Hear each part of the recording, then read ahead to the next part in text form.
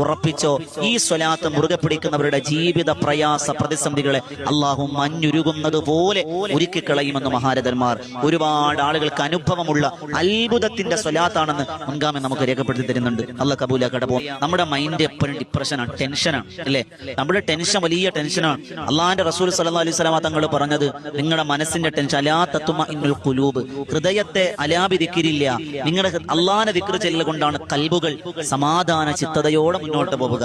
അതേ ഹദീസിന്റെ ആശയത്തിലൂടെ മഹാരഥന്മാർ പഠിപ്പിക്കുന്നു, ഈ സ്വലാത്ത് പതിവാക്കുന്നവർക്ക് ഡിപ്രഷൻ ഉണ്ടാകൂല, ടെൻഷൻ ഉണ്ടാകൂല, ഭയപ്പാടുണ്ടാകൂല.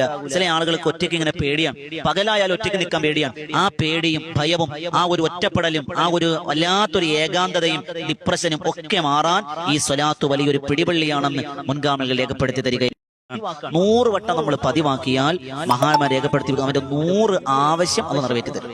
100 എണ്ണം ചൊല്ലിയാൽ എല്ലാ ദിവസവും, ഇന്ന് 100 വട്ടം ചൊല്ലി, നാളെ 100 വട്ടം ചൊല്ലി, എന്നിട്ട് എന്റെ ആവശ്യം നടക്കണില്ലല്ലോ. നമ്മുടെ ഈമാൻ കുറഞ്ഞവരാണ്. നമ്മൾ ഈമാനോടെ കൂടുതൽ ചൊല്ലിക്കൊള്ളി, ഉറപ്പായിട്ടുള്ള ബലം തരും, ഉറപ്പാണ്. അള്ളാഹ് ആരെയും തടയൂല, അള്ളാഹ് തടയും. നമ്മുടെ ഈമാന്റെ കുഴപ്പമാണ്. അതുകൊണ്ട് നമ്മൾ അങ്ങനെ ചിന്തിക്കണം. ഞാൻ 2 ദിവസം ഓതിയല്ല എന്നിട്ട് കിട്ടിയില്ലല്ലോ ഉസ്താദ്, നിങ്ങൾ എന്തായി പറയണേ എന്ന് ചിന്തിക്കണ്ട. നമ്മുടെ ഈമാനും കൂടി പരിവപ്പെടണം.